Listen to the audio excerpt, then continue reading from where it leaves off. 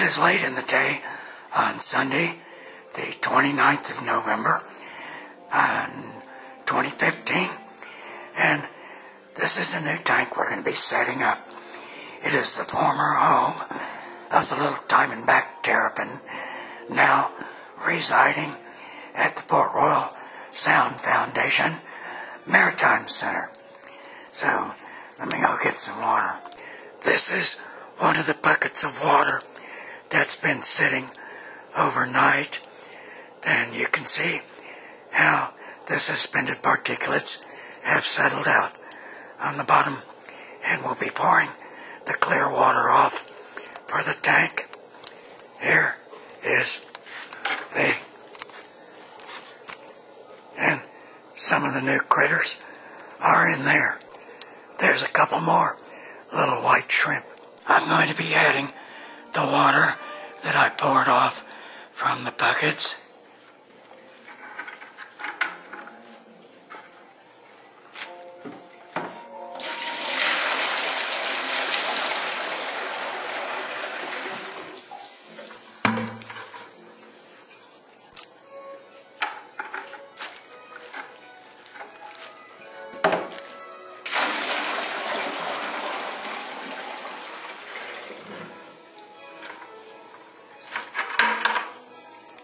And now, one more before I add the sand.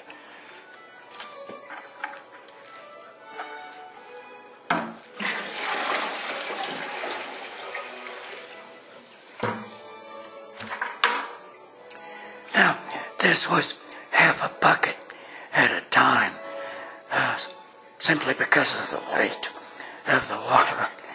A full bucket would be too much to try and deal with for someone my size. This is about a quarter of a bucket of sand that was collected about 20 minutes ago. Now, when you're using sand from, well, this came from Battery Creek, but when you're using sand from the wild, it's important that it be rinsed before adding it to an aquarium, because it does carry a load of mud and silt. So rinsing it well, pouring it off, adding more river water, rinsing, running your hand through it, and pouring it off, that cleans it up pretty good. Alright, this is what I use to get the sand out of the bucket, introduce it to the tank, and you'll observe me as I do that.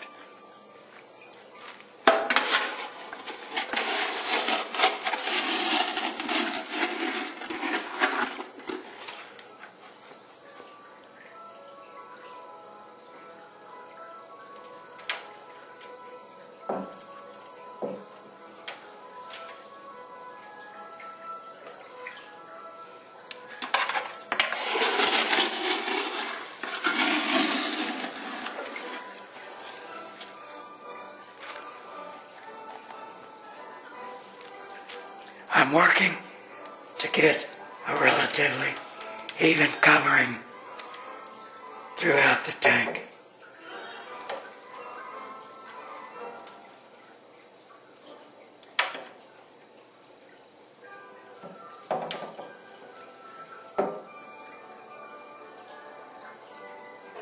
Now, the water will cloud some because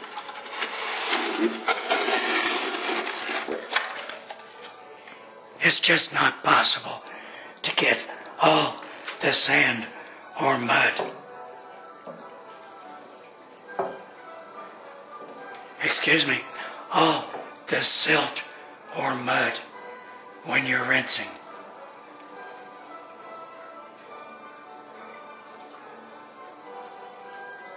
But if I hadn't rinsed, the water would be totally clouded.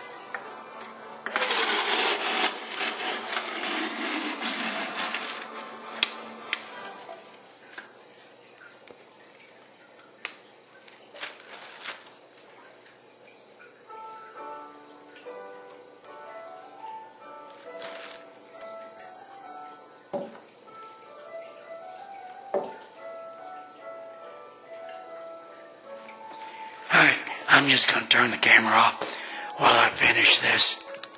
Okay, the sand is in place. I'm now going to add the rest of the water. Now this is the way that you do that so you don't stir up the bottom. You use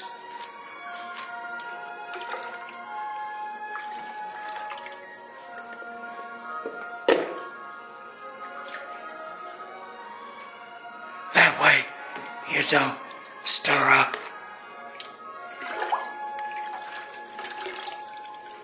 You don't stir up the sand on the bottom and cloud the water further. As you can see, I've added a light. By the way, this tank is a 20-gallon long. And now we're going to start adding critters. But first, oyster shell that I picked up to serve as cover, as habitat. These pieces of oyster will become homes for snapping shrimp.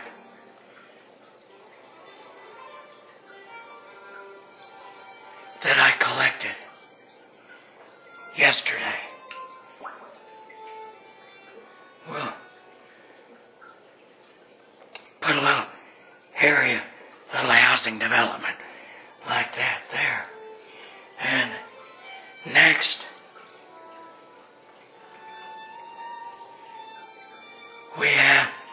I collected 2 horse conch.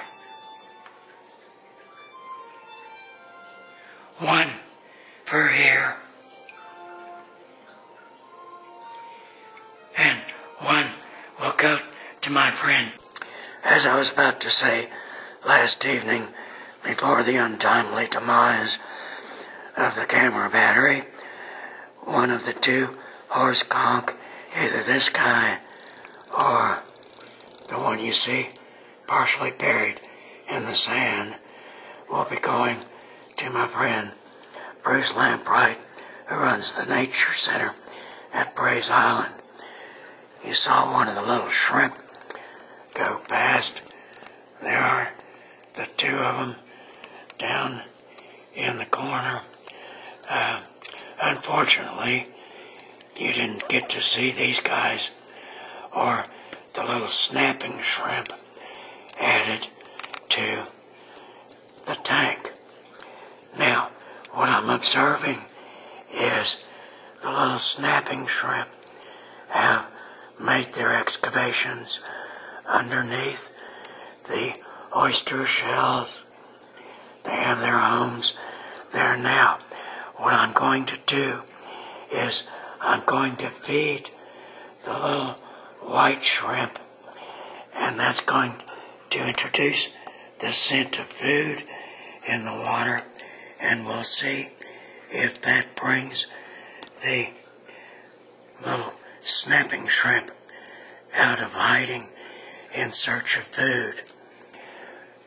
These guys are brand new to the tank, not even 24 hours, so I don't know how active they're going to be at feeding.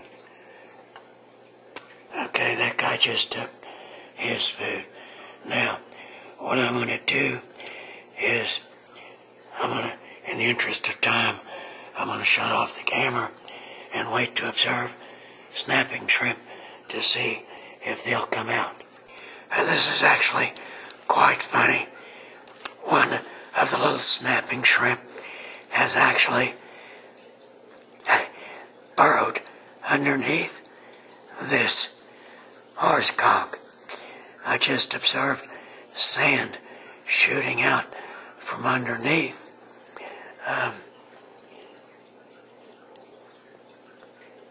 Waiting to see.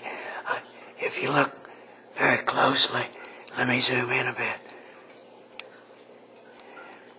I saw him starting to peek out right there. Come on, guy. I don't think, I don't know. Nah, this wouldn't be considered a mobile home. Did you see that just shooting out right there?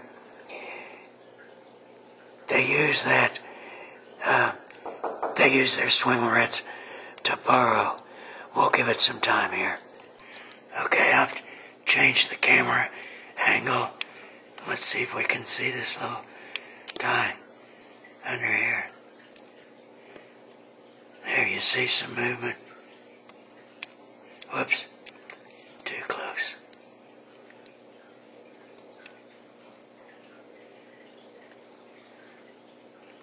I don't see any of the others coming out. Again, everybody's new to this tank and still getting used to their new surroundings. So, we'll call it the end on this one. Okay, what I'm doing here comes under the heading of artistic license. There is a snapping shrimp living in this tank. As you can see, I've gotten the attention of the little spider crab and little goby right there, who also share the tank, and in the back, who will become involved shortly, is a young striped hermit crab. The reason we're here is for those who have never seen a snapping shrimp.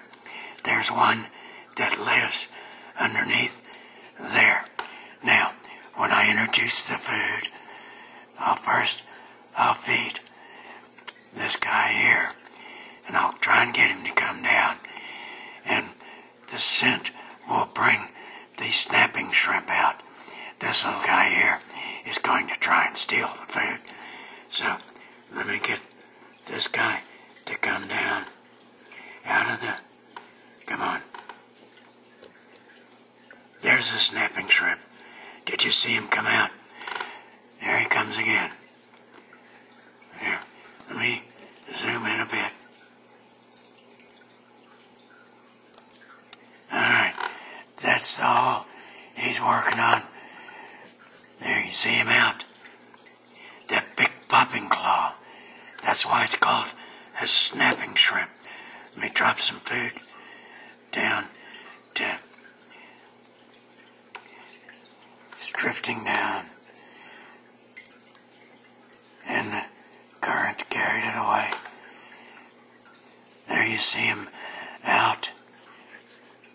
This guy is quite active when there's food available.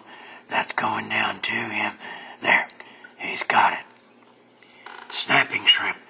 The big claw makes the popping sounds. Anytime you're by the marsh and it sounds like someone dropped a box of Rice Krispies in the water, the snapping and popping, it is those guys. Snapping shrimp. So, that has been inserted into this video. This is the Sands Marsh Whisperer. Drift easy.